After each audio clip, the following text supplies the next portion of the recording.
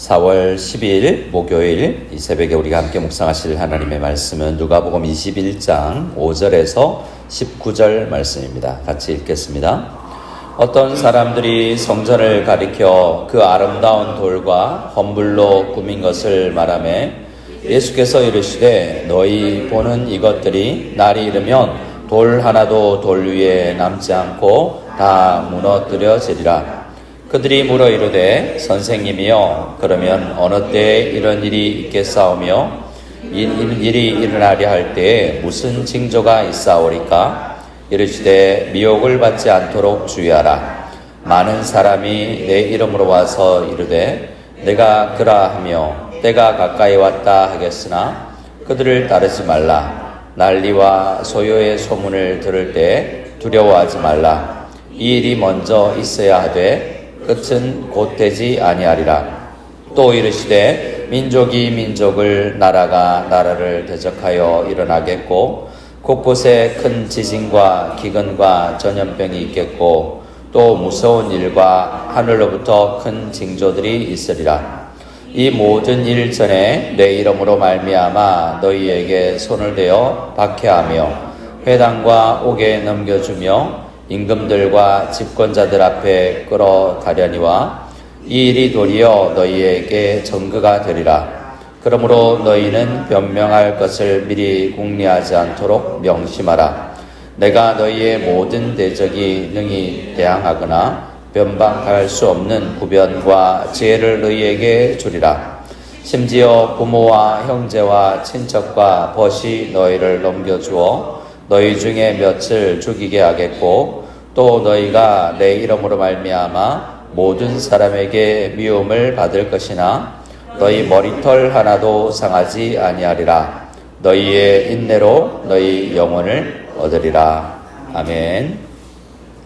오늘 말씀은 성전의 파괴와 함께 마지막 때 우리가 종말이라는 말을 쓰는데요. 종말이라는 말은 두 가지 의미로 쓰인다 하겠습니다. 하나는 정말 세상의 끝, 예수님께서 오실 그날을 이야기하는데 실제로 종말은 우리 더 많은 경우에 성경에서는 예수님이 오시고 나서 다시 오실 때까지의 기간 전체를 종말이라고 해서 이 제자들도 종말을 살고 있고 우리도 지금 종말을 살고 있다라는 표현으로 쓰기도 합니다.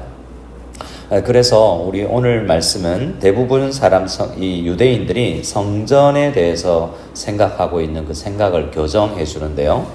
어떤 사람이 5절에 사람들이 성전을 가리켜 지금 제자들과 예수님이 그 성전을 같이 보고 있는 예루살렘에 있기 때문에 그렇습니다.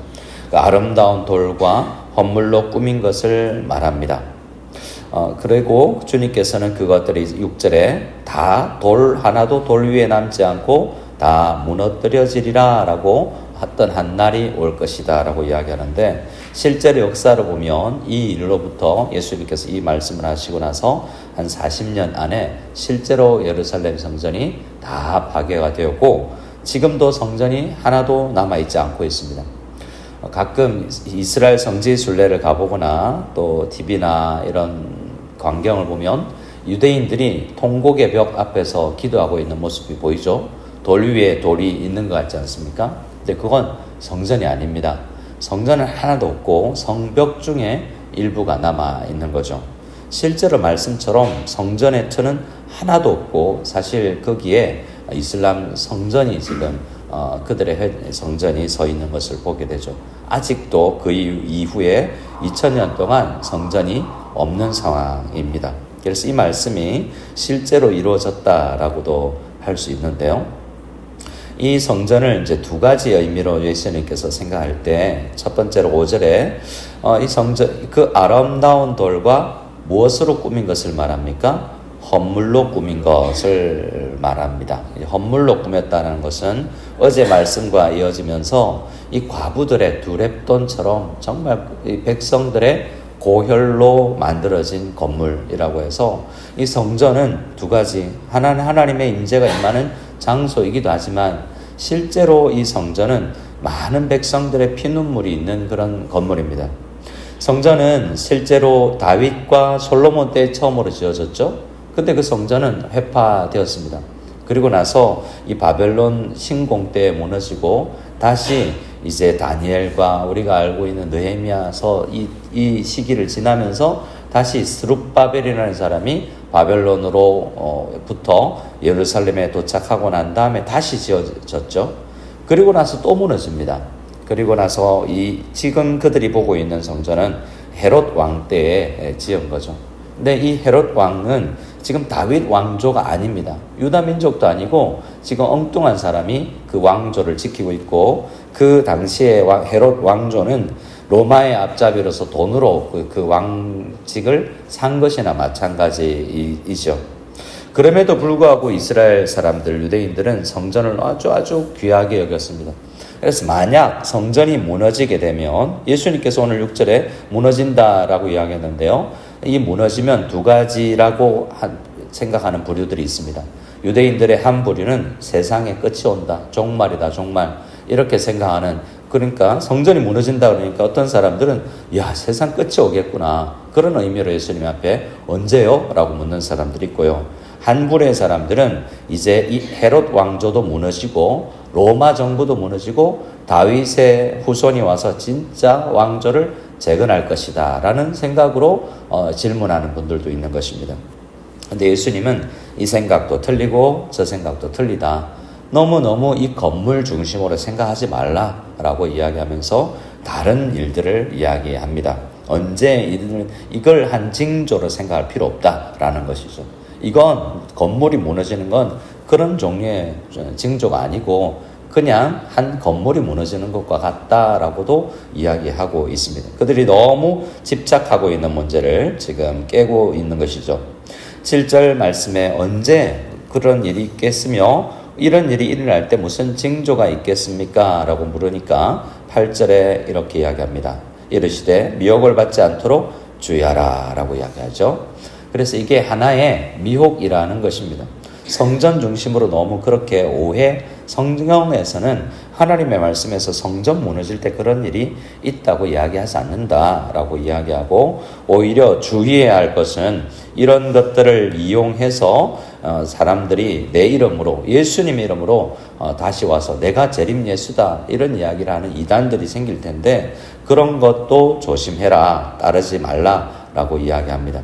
이런 일들은 있어야 되고 끝은 되지 아니한다라는 말이죠. 이 말씀에 마지막에 8절 마지막 9절 마지막에 이런 일이 있어야 되겠지만 성전도 무너지고 또 재림 예수다 하는 사람들도 있겠고 하지만 끝이 아니다라고 이야기합니다. 그래서 이 성전이 무너지면 세상에 종말이 온다라고 생각하는 사람들의 생각을 교정시켜 주시고, 또 다윗 왕조의 재건이 있을 것이다, 그게 다윗 왕조의 재건의 징조도 안 된다라고 말씀을 해주십니다. 그리고 10절에는 또 이르시되 다른 징조들이 있을 것인데 민족이 민족을, 나라가 나라를 대적하여 일어나겠고 곳곳에 큰 지진과 기근과 전염병이 있겠고 무서운 일과 하늘로부터 큰 징조들이 있으리라. 이건 올 한 해만 해도 우리가 뉴스로 본 일들 아니겠습니까? 2000년 동안 수없이 이런 일들이 반복되어 있었습니다. 근데 이런 징조들이 있을 것이겠지만 그런 일들 때문에 또 너무 긴장하지 마라라는 거죠. 세상 사람들을 해서 또 전쟁만 하면 종말이 왔다, 종말이 왔다라고 생각하는 사람들, 미얀마에서나 동남아에서 큰 지진이 있으면 야, 제 끝인가 보다 이런 생각을 하는 사람들이 있지만 사실 그런 마음은 항상 품어야 되는 거죠. 오늘이 마지막일 수 있다, 오늘 주님 다시 오실 수 있다 라는 생각을 가져야지 이런 일들은 늘 반복되어 있을 것이다. 근데 이걸 큰 징조로 생각하지 말고, 그러나 그런 일이 있을 때 예수님을 생각하면서 언제나 다시 오시겠지 하는 10처녀 중에 지혜로운 5처녀의 마음을 가져야 되겠지만 이런 것들로 두려워하지 말라라고 말씀합니다. 근데 중요한 것이 이제 12절부터 이야기되고 있습니다. 오히려 이런 일이 있을 것인데 이런 일이 있을 때 어떤 생각을 가져야 되느냐 말씀해 주고 있습니다. 우리 12절, 13절 다시 한번 읽어보겠습니다. 이 모든 일 전에 내 이름으로 말미암아 너희에게 손을 대어 받게 하며 회당과 옥에 넘겨주며 임금들과 집권자들 앞에 끌어가려니와 이 일이 도리어 너희에게 증거가 되리라. 주님께서 다시 오시기 전에 세상 속에서 이런저런 일들이 있겠지만 사실 그리스도인들이 당하는 이러한 일들에 대해서 주님께서는 안타까이 여기면서 우리에게 힘내어라 라고 권면을 해주시고 계신데요. 이런 일들 전에 먼저 지금 그러니까 성전이 무너지기 전에 예수님께서 승천하시고 나서 이들이 살아있을 때, 물론 그 이후로도 좀 반복되기도 하지만 실제로 한 20-30년 동안 이제 성전이 무너지기 전에 30-40년까지 일들이 있을 건데요. 이 살아있는 제자들에게 어떤 일이 당하냐 하면 박해가 있습니다. 박해 중에 어떤 종류가 있습니까? 회당과 옥에 넘겨주며 라고 이야기하죠. 이건 유대인들이 유대인들에게 넘겨주는 것입니다. 회당에 왜 갑니까? 자기 유대인들의 재판을 하기 위해서 가죠. 또 임금들과 집권자들 앞에 가는 것은요, 로마 정부의 그런 재판장에 끌려가는 거죠. 그러니까 유대인들의 그 종교 재판에 넘겨지기도 하고, 각종 이제 우리가 믿을 종교가 아니다라고 이야기함에도 불구하고 사람들은 이걸 끌어다가 로마 정부 앞에 갈았죠. 실제로 누가는, 이 글을 쓰고 있는 누가는 그런 거 많이 봤을 겁니다. 사도행전 16장에 가면 누가가 현장에 있을 때 빌립보 감옥에 갇히는 것을 보게 되거든요. 사도 바울과 실라는 누가는 그가 기록되어 있지 않지만 그것을 현장에서 보았다라고 사도행전에서 이야기합니다. 왜냐하면 우리가 빌립보에 갔을 때라고 이야기하기 때문에 이 글을 쓰고 있는 누가도 그런 일들을 눈으로 많이 목도했었죠. 그렇게 로마 정부 앞에 끌려가는 일들도 있을 거다라고 이야기합니다. 너무 힘들지 않겠습니까? 근데 주님께서 우리에게 13절에서 이야기해 주는 것도 있습니다. 이 일이 도리어 너희에게 증거가 되리라. 이런 일을 당하면 오히려 내가 예수님의 제자구나 라는 더 확고한 믿음이 생길 것이다 라고 말하고 있는 것입니다. 이건 그냥 예수님께서 말씀해 주신 것이 아니라 누가 입장에서는 정말 사실이더라. 성도들이 감옥에 끌려가고 그곳에서 고문을 받기도 하고 매를 맞기도 하고 착고에 채이기도 하는 그런 일들이 있었는데 그런 게 우리의 신앙을 가로막지는 못하더라라고 주님께서 말씀해 주고 있고 누가가 증명해 주고 간증하고 있는 것입니다. 지금 이 글을 읽고 있는 사람이 데오빌로 가카라고 해서 로마 정부의 임금들과 집권자들과 함께 정치에 참여하고 있는 사람 아니겠습니까? 이 사람도 이런 일들을 이제 보고 있겠죠. 지금 이 편지를 받은 순간에 말입니다. 그래서 나도 내 앞에 와서 어떤 사람들이 재판받는 것을 봤는데 그 가운데서 이 형장에 이슬로 사라지는 사람들이 있을지라도 그 가운데서 고고하게 신앙을 지키는 사람들을 보고도 아마 보고 예수님을 믿었을 수도 있는 사람입니다. 그 믿음을 더 강하게 해주기 위해서 지금 누가는 이 글을 데오빌로 가카에게 쓰고 있거든요. 그리고 14절에 이렇게 이야기합니다. 이건 데오빌로 가카나 누가도 본 것들이죠. 그러므로 너희는 변명할 것을 미리 궁리하지 않도록 명심하라. 내가 너희의 모든 대적이 너희 대항하거나 변박할 수 없는 구변과 지혜를 너희에게 주리라 라고 이야기합니다. 주님께서 지혜를 주신다고 이야기하는데요. 다른 말로 둘러대지 말라 이런 표현이기도 합니다. 있는 그대로 주님께서 지혜를 주시면 뭐라고 이야기하겠습니까? 요리조리 피해 나갈 그런 방법을 가르쳐 주지 않고 오히려 주님께서 지혜를 주시는 것은 담대하게 있는 그대로 나 예수 믿는 사람이다 라고 고백하게 하시겠죠. 그러면 어떤 일을 당했습니까? 16절 같이 심지어 부모와 형제와 친척과 벗이 너희를 넘겨주어 너희 중에 몇몇은 죽일 것이다 라고 이야기합니다. 그런데 이렇게 또 이야기합니다. 18절에는 어떻게 이야기합니까? 18절 한번 읽어보겠습니다. 너희 머리털 하나도 상하지 아니하리라. 이게 말이 안 되지 않아요?